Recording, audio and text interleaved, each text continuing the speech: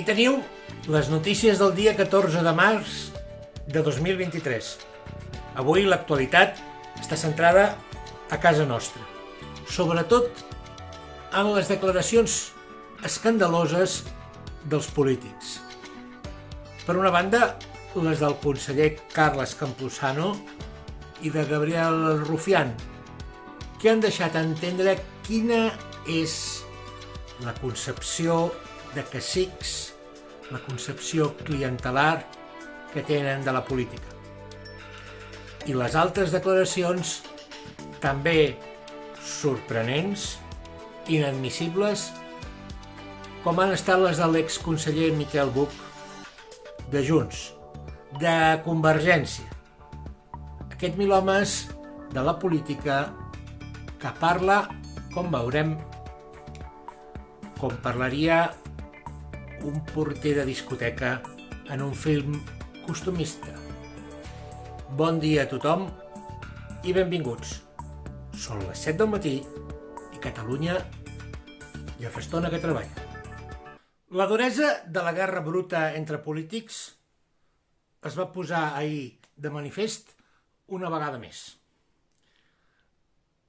El seu llenguatge ha esdevingut tan hipòcrita, tan fals, tan insostenible, que de vegades salta com una llebre, com un meteorit, la veritat tal com és, nua, crua, perquè la vegi tothom. No es pot estar mentint sempre a tothom i tota l'estona. Ahir, l'honorable conseller de Drets Socials, Carles Campuzano, va dir a Santa Coloma de Gramenet, que es construiria una nova residència per a la gent gran si, atenció, si Gabriel Rufián, el candidat d'Esquerra Republicana,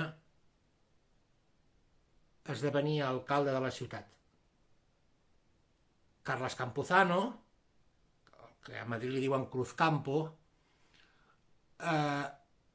procedeix de la Convergència i Unió més pura i més dura, de la Convergència més comercial i més mercenària. Efectivament, m'estic referint a la Convergència de Duran i Lleida, la del grup convergent al Congrés de Diputats de Madrid, on li deien Cruzcampo. Esquerra vol ser ara l'autoritat local en el cinturó de Barcelona i es disputa el territori amb el caciquisme local, amb el del PSC i de l'antic PSUC. El partit de Junqueras sap que està atrapat avui en el descrèdit. Saben perfectament que la catàstrofe electoral no només és molt possible, és que és gairebé segura. I per això estan disposats a fer qualsevol cosa. Fins i tot estan disposats a dir la veritat.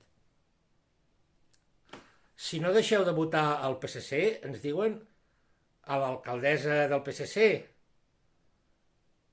Núria Parlon, el govern de la Generalitat, que és nostre, no farà la residència per a la gent gran que necessita la ciutat. A Santa Coloma de Gramenet teniu uns avis molt eixerits, oi? Són molt bona gent, aquests avis que teniu a Santa Coloma. Mereixen el millor després de tota una vida treballant, aixecant el país, aixecant Catalunya.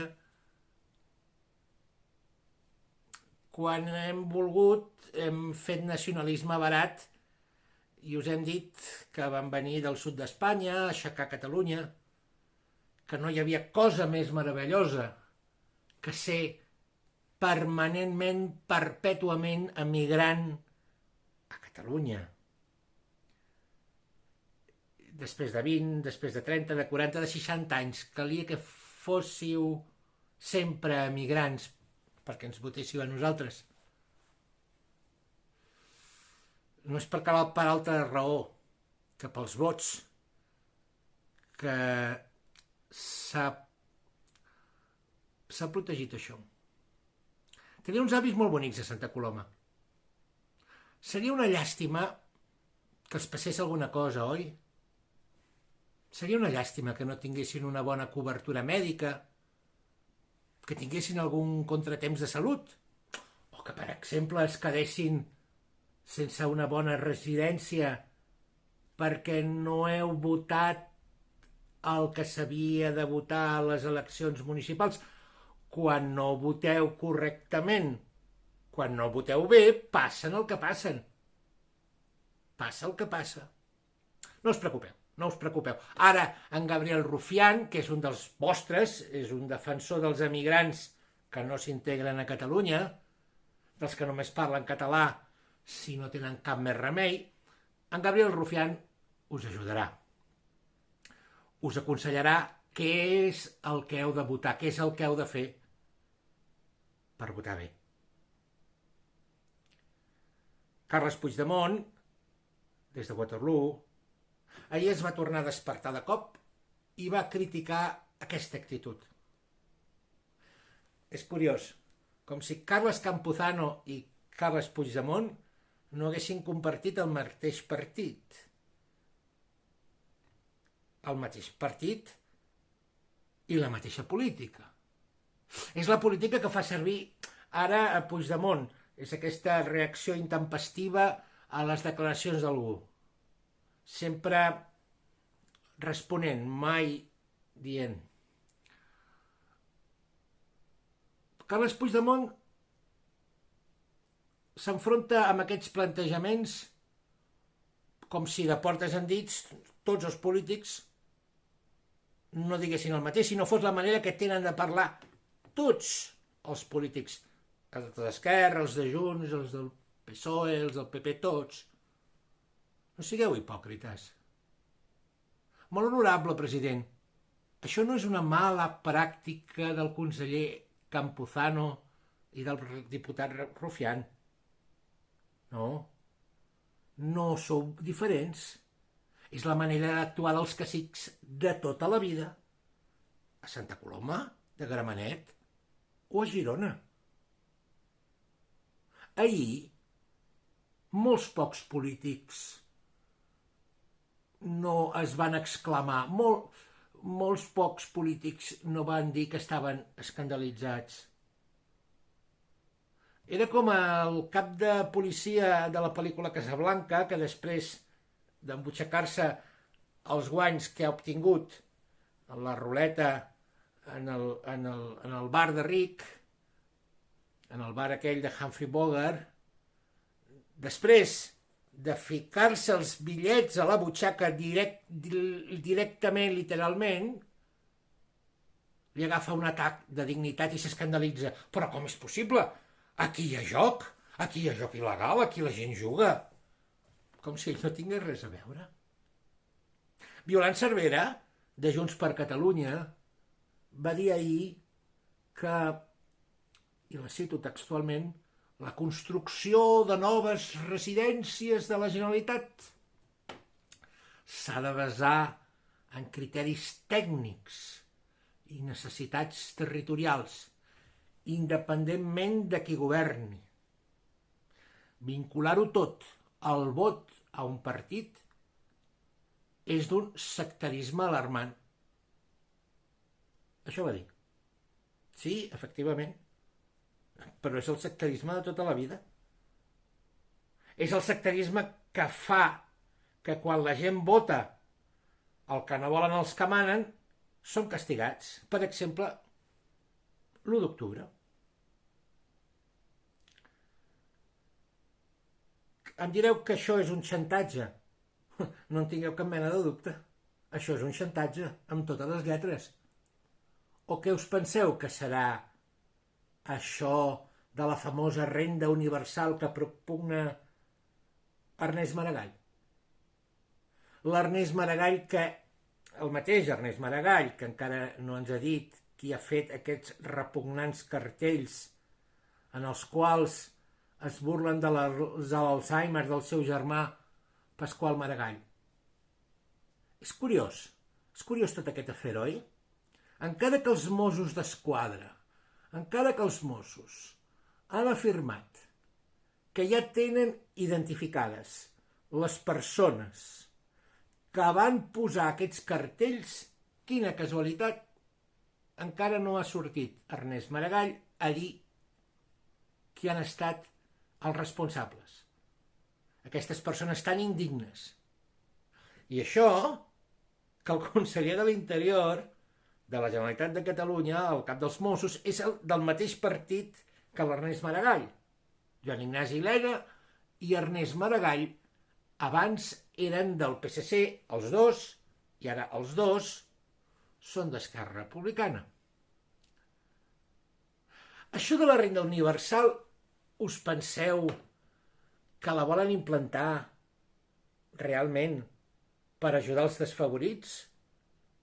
Per ajudar a les persones que no arriben a final de mes? Jo crec que no volen això. Jo crec que el que volen fer és caritat a la gent per després, d'aquesta manera, assegurar-se la submissió, el sotmetiment de la gent. No voldreu quedar-vos sense diners a final de mes, oi? Doncs, com a Santa Coloma, haureu de votar els bons que som nosaltres, els amics dels pobres, dels infants, els amics dels animals, els amics de la humanitat, els amics de totes les causes nobles, perquè hi ha alguna cosa més noble que nosaltres, que els del nostre partit? I entre tots els nobles més nobles, el campió ja sabem qui és Oriol Junqueras. És el polític més bo del món, segons ell mateix.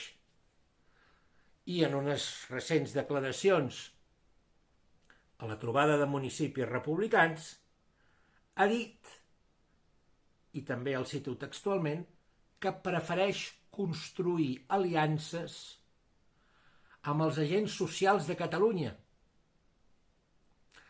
abans que fer-ho amb els altres partits amb els quals els d'Esquerra no comparteixen res de res.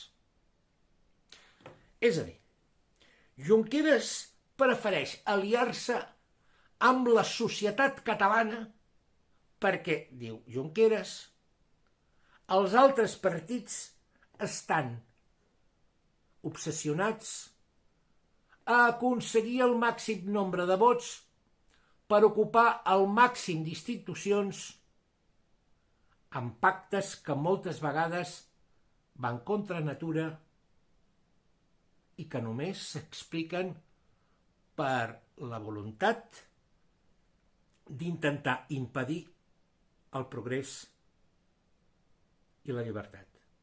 Això ha dit Oriol Junqueras. La poca vergonya, per dir-ho suaument, de Junqueras és realment sensacional. Em deixa sense paraules i per ara no diré res més. Que estic en contra d'aquests partits polítics,